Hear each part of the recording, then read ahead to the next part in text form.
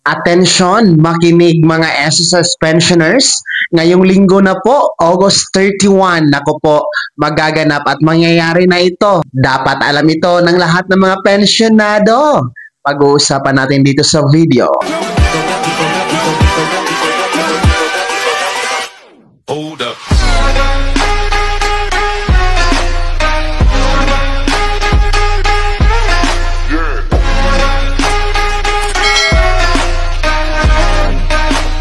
Hello mga ka-vlogs! Welcome dito sa aking YouTube channel. Magandang araw po sa lahat ng mga manonood. Saan po kayong dako sa mundo? Kumusta mga ka-vlogs? Eto ha, makinig kayo lahat ng mga SSS pensioners. Mahalagang paalala po ng SSS. Hanggang sa linggo na lang po, August 31, dapat ito magawa. Ano nga ba ito? Pag-uusapan natin mamaya-maya. Pero kung bago ka pa lang dito sa aking YouTube channel o di kaya hindi ka pa nakasubscribe, click nyo muna ang ating subscribe button na nasa baba. Huwag kalimutan na pindutin ang notification bell. Ilagay nyo po sa all para updated ka sa lahat ng mga videos na aking i-upload. So narito na nga po makinig mga SSS pensioners dahil sa linggo na po, no, hanggang August 31 na lang ito, no, itong annual confirmation of pensioners or SSS AKOP compliance.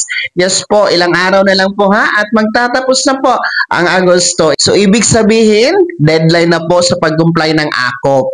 Para po ito sa mga merong buwan ng kapanganakan itong buwan ng Agosto. Whatever kung ano po ang petsa from August 1 hanggang ngayong linggo, August 31, at ang edad po ay nasa 80 pataas. Ayon po yan sa SS Circular 2023-013. And kahit kayo po ay anong klase ng ng SSS pensioners or types of pensioners, gaya po ng retirement pensioners, total disability pensioners, death or survivor pensioners. So yung ating nasa partial disability pensioners naman po ay hindi po kayo kasama sa mag-comply ng AKOP ha. Yung mga total disability pensioners lamang. So please, comply your AKOP. Pumunta na po sa pinakamalapit na SSS branch na sa inyong lugar po. Mag-fill up agad doon ng AKOP na form, no?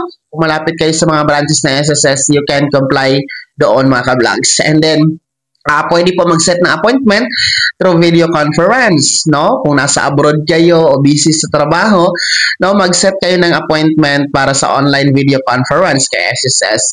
And then, kung kliyente kayo na mga bago nasa screen nyo po, you can comply your AKOP dyan, ha, sa mga kliyente po. So, please comply your AKOP para hindi maputol ang inyong pensyon, yung darating na Setyembre. Ako po, ipapatupad pa naman po ang pension increase ngayong September. Baka kayo maiwan. Kaya please comply your AKOP para tuloy-tuloy ang pagtanggap ng buwan ng pensyon, mga SSS pensioners. Kaya naman, mga SSS pensioners, sino sa inyo dito ang merong buwan ng kapanganakan itong buwan ng Agosto? Kumusta po ba ang inyong AKOP compliance? Natapos na ba? O wala pa? I-komento nyo po sa comment section na nasa baba, pakilakip ng buong pangalan at kung taga saan kayo. Bago ako magtapos sa video na to, kung gusto nyo po sumuporta sa aking YouTube channel, maaari nyo pong i-click ang ating super thanks button na nasa baba. Sa mga gusto maging miyembro, pwede po i-click nyo lamang ating join button. Maraming perks dyan mga ka-vlogs. Be my member now. Sana naging gabay ang video na to kahit pa paano na pag-uusapan natin ang mga mahahalagang bagay-bagay na may kinalaman sa pagiging miyembro, beneficiary at pensionado sa SSS. Kung hindi ka pa nakasubscribe dito sa aking YouTube channel, maaari nyo na i-click ang ating subscribe button na nasa baba. Huwag kalimutan na pindutin ang notification bell.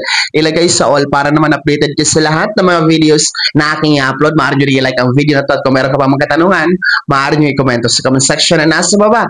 Pag-follow na din po ang aking official Facebook page na nasa screen nyo. Muli po ako si Daniel Timpawa na nagsasabing dito sa aking YouTube channel, Pawang Katotohanan at lahat totoo lamang.